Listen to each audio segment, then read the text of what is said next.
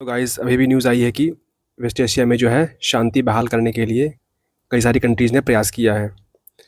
प्रयास का मतलब यहाँ पे ये है कि कई सारी कंट्री ने सोचा है कि हम अब पीस की तरफ बढ़ते हैं, शांति की तरफ बढ़ते हैं, जो ईरान और यूएसए प्लस इसराइल में हुआ है। मतलब यूएसए इसराइल एक तरफ है और ईरान एक तरफ है। तो पाकिस्तान में भी ये आप देख रहे हैं, इसकी मीटिंग हुई है अभी, जहाँ पर इस्लामाबाद शिखर 2026 कहा जा रहा है इसको है, और लास्ट होप कही जा रही है, क्योंकि कोई भी कंट्री आगे नहीं आ रहा है इन दोनों कंट्रीज़ के बीच में सुलह करवाने के लिए। तो भारत को लोग काफ़ी क्रिटिसाइज़ कर रहे हैं कि भारत ने क्यों नहीं आखिर किया ऐसा। तो अभी ये देखना पड़ेगा कि भारत ने क्यों नहीं किया, ये भारत के मंत्री, विदेश मंत्री जानते होंगे। लेकिन इसे इस्लामाबाद वार्ता कहा गया है, लेकिन ये वार्ता फेल हो गई है। फेल क्यों हो गई है? क्योंकि जेडी वांस ने कुछ ऐसी डिमांड रखी कि ईरान को अपने न्यूक्लियर प्रोग्राम को बंद करना पड़ेगा। अमेरिकी पक्ष जेडी वांस वहाँ गए थे, उन्होंने यह दर्शाया कि ठीक है कि संसद के जो है ईरान की तरफ से कौन आए थे यहाँ पे, बगैर कलीबाफ ये आए थे वहाँ पे। और ये जो ईरान की डीप स्टेट जो है वहाँ पे आर्मी वगैरह है, और जो अयातुल्ला खमेनेई जो अब ख़त्म हो चुके हैं, वो उनसे बहुत निकट थे ये।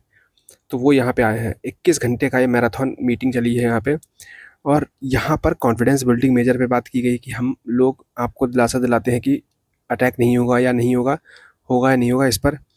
और डोनाल्ड ट्रंप ने कई बार फ़ोन से परामर्श किया, ठीक है।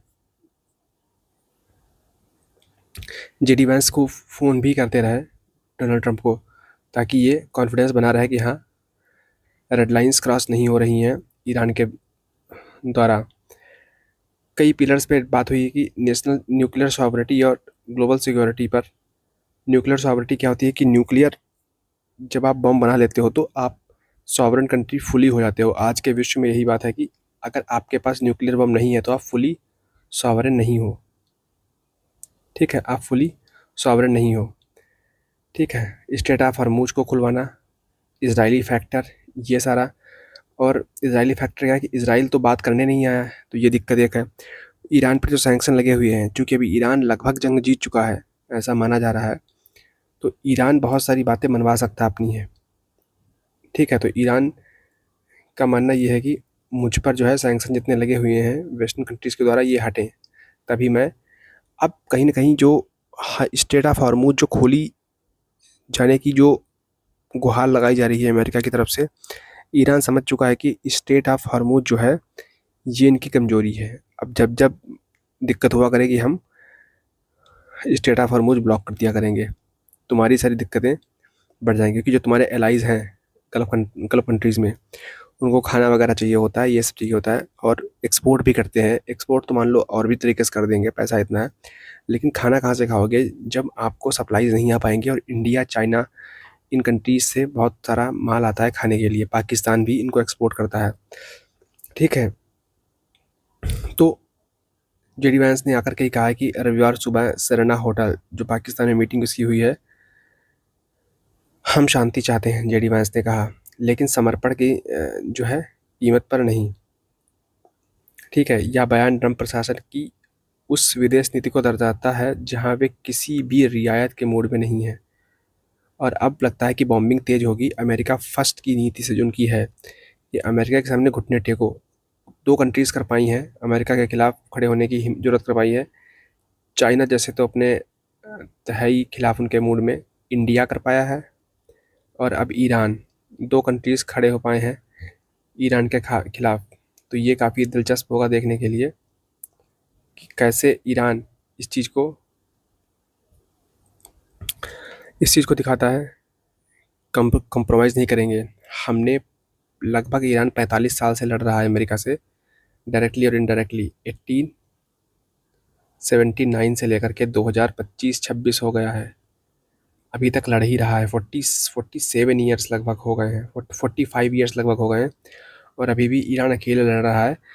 ऑब्वियसली चाइना और रशिया की पीछे से सपोर्ट है, लेकिन बिना उसके सपोर्ट के तो खड़ा भी नहीं हो सकता था ईरान। तो अब चाइना जो है इनडायरेक्टली सपोर्ट करता रहेगा। ये यूएसए के लिए काफ़ी सेटबैक है। जिस तरीके से यूक्रेन को यूरोप और यूएसए ने सपोर्ट किया उसी तरीके से ईरान को रशिया और चाइना सपोर्ट करेगा, और ये अमेरिका को झुका देगा एक तरीके से। अगर ईरान हार जाता है तो ये चीन के लिए बहुत बड़ा सेटबैक होगा, बिकॉज चीन के जो एम्बिशंस हैं ये बहुत घातक होंगे। भारत के लिए कोई दिक्कत की बात नहीं है, because Bharat long term USA का एलाई ही रहने वाला है, और पाकिस्तान को भी दिक्कत लॉन्ग टर्म में आने वाली है, बिकॉज पाकिस्तान के रिश्ते जब तक ट्रम्प है तब तक अच्छे हैं। पाकिस्तान ज़्यादा दिनों तक यूएसए का साथ एलाई नहीं रहेगा। इंडिया एक नेचुरल एलाई की तरफ बढ़ेगा, ऐसा मानना लोगों का है। ठीक है, रीजनल इम्पैक्ट जो है ख़त्म करने की इसराइल चाहता है कि ईरान को बिल्कुल न्यूट्रलाइज कर दें। जिस तरीके से टर्की का रोल है, जिस तरीके का सऊदी अरब का रोल है, इसराइल चाहता है कि बस ये यूएसए का पिठलग्गू बन जाए, जो कि ईरान मानने को तैयार नहीं है। ईरान अपने आप को काफ़ी ताकतवर देश मानता है और उसने दिखाया भी है। तो अभी तो फ़िलहाल ये बात यह है कि वार्ता फेल हो चुकी है, लेकिन आगे कब तक कितना चलेगा ये देखने वाली बात होगी। और आपको बता दें ये लड़ाई हो क्यों रही है। कुछ लोग इमोशंस में आकर के ईरान के पक्ष में बोलते हैं, कुछ लोग यूएसए के पक्ष में बोलते हैं। देखिए, सबसे पहले होता है नेशनल इंटरेस्ट। नेशनल इंटरेस्ट क्या होता है, पॉलिटिकल साइंस में हम लोग को पढ़ते हैं नेशनल इंटरेस्ट को। नेशनल इंटरेस्ट दोस्तों होता है लोगों को इंडिविजुअल इंटरेस्ट से मिलके बना होता है। इंडिविजुअल इंटरेस्ट से मिल के बना होता है प्लस अदर्स। इंडिविजुअल के लोगों जो किसी देश के जो लोग होते हैं उनसे मिल के बना होता है नेशनल इंटरेस्ट। ठीक है, मान लो मैं भारतीय हूँ और मेरा इंटरेस्ट ये है कि मुझे तेल मिलता रहे, मुझे बाइक चलानी अपनी है तो तेल मिलता रहे। तो भारत जो है, अगर मान लो कोई भी कंट्री भारत को तेल ना दे तो भारत को अटैक करना पड़ेगा किसी कंट्री पे। क्यों? क्योंकि भारत को मेरे, जो कि मैं उनका नागरिक हूँ, भारत का नागरिक हूँ, तो भारत के नागरिक के लिए, भारत के नागरिक के इंटरेस्ट में भारत सरकार को काम करना होगा। यही बात यूएसए पे लागू होती है। यूएसए चाहता है कि पूरा तेल मिल जाए, हालांकि सऊदी अरब भी नहीं चाहेगा कि यूएसए का कंट्रोल ईरान पे हो जाए। अगर ईरान पर यूएसए का कंट्रोल हो गया तो सऊदी अरब की जो महत्व है पेट्रो डॉलर में वो ख़त्म हो जाएगा, इतना शायद नहीं रहेगा, बिकॉज यूएस के पास खूब सारा ऑयल होगा और ईरान की जैसी स्ट्रेटजिक लोकेशन यूएसए के हाथ में होगी, तो ये ईरान के लिए काफ़ी, सऊदी अरब के लिए काफ़ी बुरी बात होगी। सऊदी के पक्ष में ये बात रहेगी कि ईरान पर सैंक्शंस लगे रहें।